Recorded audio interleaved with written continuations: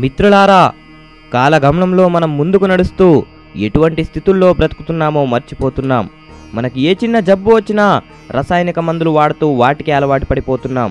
దాంతో మన శరీరం కాస్త మనకు తెలియకుండానే రాను రాను క్షీణించిపోతుంది. కాబట్టి మేము చెప్పే ఈ ఆరోగ్య విషయాల్ని, మన ఆచార వ్యవహారాల్ని, మన భారతీయ సంస్కృతిని, మన పూర్వుల జ్ఞానాన్ని మేము మీకు అందజేస్తున్నాం. వాటిని ఆచరించి అందరూ ఆరోగ్యంగా జీవించండి. అయితే ఈరోజు ఆరోగ్య చిట్కాలు. ముక్కు వెంట రక్తం కారుతుంటే దానిమ్మ పువ్వుల రసం ఉందిగా. అకారణంగా ముక్కు వెంట రక్తం కారుతుంటే వెంటనే కాసన్ని దానిమ్మ పువ్వులు తీసుకొని అరచేతిలో నలిపి రసం పిండి 2-3 చుక్కలను ముక్కులో వేసి శ్వాసను ఎగపీల్చండి. వెంటనే రక్తస్రావం ఆగిపోతుంది.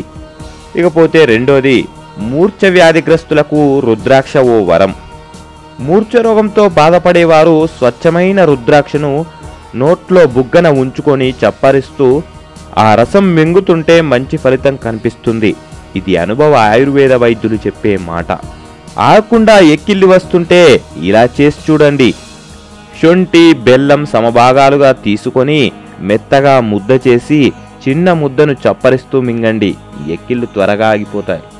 పేనుకొరుకుడు మచ్చలకు మన పెరటి మందారమే పెద్ద దిక్కు. సాధారణంగా పేనుకొరుకుడు వల్ల స్త్రీలకు తలపైన మచ్చలు ఏర్పడుతుంటాయి.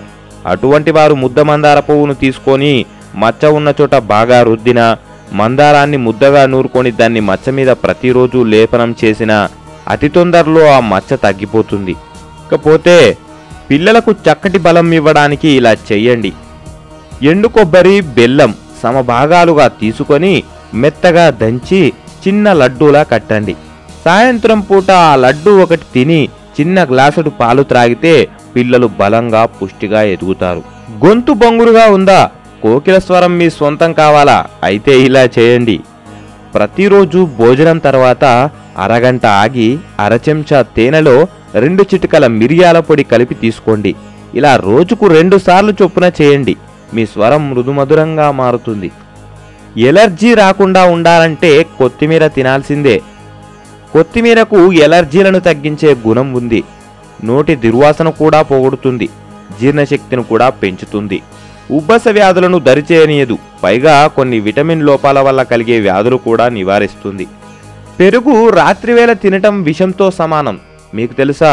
పెరుగును రాత్రివేళనే కాదు, ఎప్పుడు తిన్నా దానిలో కొద్దిగా నీళ్లు కలుపుకొని తినటం మంచిది.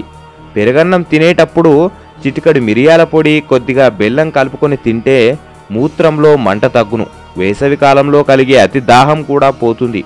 దివరాత్రే దదసేవనం ఆయుక్షీణం అని శాస్త్రవచనం చెప్పారు పెద్దలు. ఈ విధంగా మేము చెప్పే ఈ ఆయుర్వేద చిట్కాలు మీరు పాటిస్తే పాటించవచ్చు, లేదంటే మీ ఇష్టం. కానీ మేము చెప్పే ఈ ఆయుర్వేద చిట్కాలు మీరు పాటిస్తే ఎటువంటి జబ్బులు లేకుండా పటుత్వమైన శరీరంతో ఉండవచ్చు. జై హింద్.